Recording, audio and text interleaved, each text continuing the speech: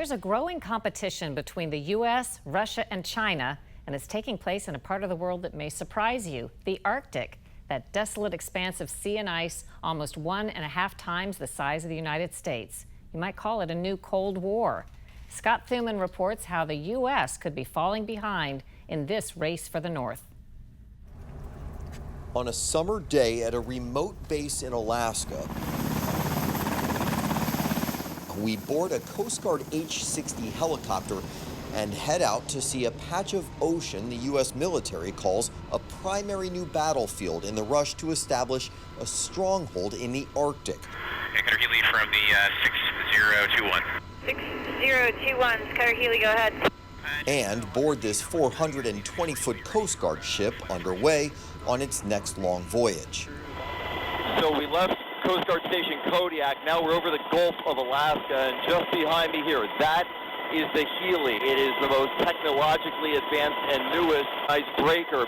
But as always, they say they could use more in what many people are terming a race to the north. As we land, there is no doubt this is a critical asset, both a show of force and a scientific lab at sea.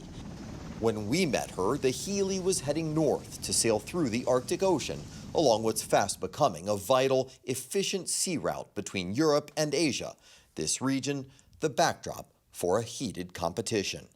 Though Arctic ice is receding, powerful ice-breaking ships are still crucial to create sea lanes for much of the year, and Russia's fleet dwarfs all others, with dozens of ships, some nuclear-powered, and new ones launched every couple of years.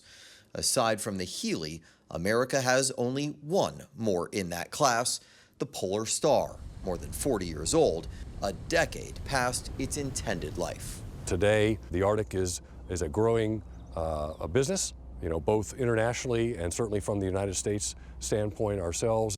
Admiral Nathan Moore recently took command of the Alaska region for the Coast Guard. When it comes to the Arctic, you've said north to the future. What do you mean by that? Well, I think what we see is as the traffic increases in the Bering Sea, and that is happening both tourism, economic traffic, both from industry and governmental traffic, scientific research, et cetera. There is more traffic going up to the Arctic and through the Bering Sea than we've ever seen before, and that's forecasted to continue.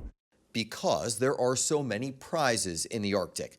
The faster shipping routes can, in China's case, save thousands of miles and weeks of time for goods traveling between Asia and Europe. Then there are giant mineral resources, including gold, uranium, and rare earth elements. Oil and gas reserves could be worth $35 trillion. Russia hopes to draw 30% of its national production from the region by the year 2050. President Trump authorized expanded oil drilling in the Arctic, while President Biden has set stricter limits. Senator, thanks for the question. Then Coast Guard Deputy Commandant Admiral Charles Ray under congressional questioning last year. In your assessment today, who is the dominant power in the Arctic Circle? And you can see the extensive shoreline that Russia has. You know that they are a force to be reckoned with there just because of geography. They've got the geography and they've got the natural resources there. So in the near term, I think Russia is certainly the nation that we should really be paying close attention to. But we cannot ever take our eyes off the ball on China. China, despite its distance from the Arctic, is aggressively making its own claim, building icebreakers and funding infrastructure projects. The U.S., critics say, playing catch-up. President Trump approved production of 6 new icebreakers to be built by 2029, the same year the Healy and Polar Star are slated to retire. The U.S. government also considering building Arctic bases and a port, as the Russians have already done. President Biden, too, has asked Congress to provide more cash, at least $1 billion. I think the Coast Guard and the United States has made great strides in getting Polar Security Cutter on the way for us. I mean, we have a construction ongoing right now for the first Polar Security Cutter, second one under contract. Those ships are going to be incredibly useful for us, both at high latitudes in the Arctic and the Antarctic. Do you wish they were already here, though? I think we have coverage that we continue to maintain with our current Polar Star, which is an aging asset. I was a junior officer on Polar Star, my first tour in the Coast Guard 29 years ago, and that ship has been incredibly successful, but needs to be replaced. To see the needs ourselves, we head farther north to the remote town of Kotzebue, just 175 miles from Russia. They call this the gateway to the Arctic, but even as remote as it is, it's getting busier, and more people means a bigger strain.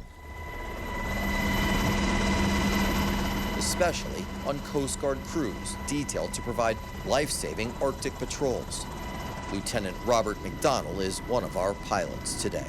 Cruise ships are coming now, so we got cruise ships going all the way through the Bering Strait, all the way up and over. It's unprecedented times for people being able to pass through the Arctic in vessels that weren't made to pass through ice, because there is no ice during the summer now.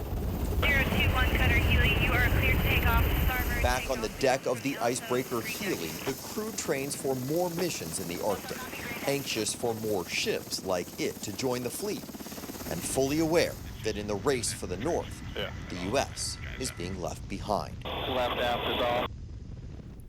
So interesting. Who decides who lays claim to what in the Arctic? Well, each of the 8 nations that have land bordering the Arctic Sea have made claims, at least partially, to either territory or to its natural resources. But sometimes they overlap, like with Russia's, and then the UN gets to decide. Thanks so much.